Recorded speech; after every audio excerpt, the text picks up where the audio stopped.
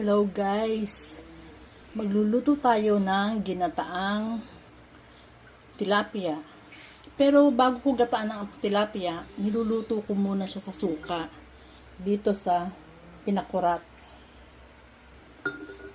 At eto guys, naglalagay ako ng siling berde sa ilalim para mawala ang lansa ng tilapia, ng isda.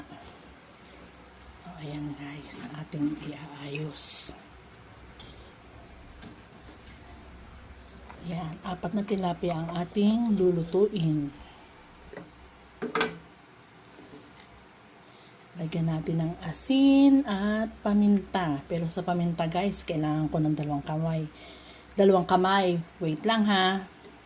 O yan guys, meron na yung paminta at saka asin. Ngayon ilagay naman natin ang suka.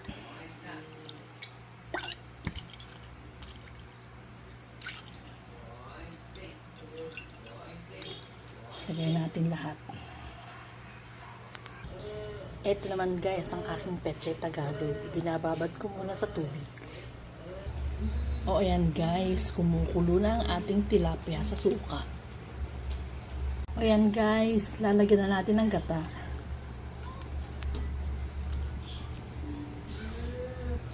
Guys, nilagyan ko ng asin at mantika ang tubig na ito kasi i-blanch natin ang pechay Tagalog dito para mawala ang kanyang aftertaste.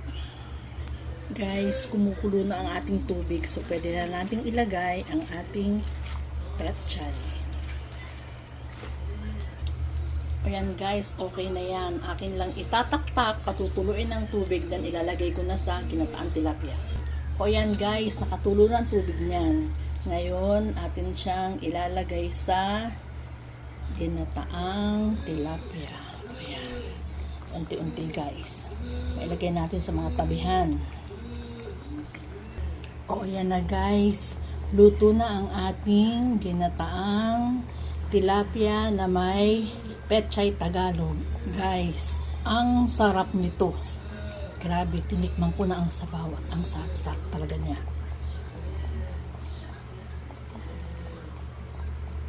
O ayan guys.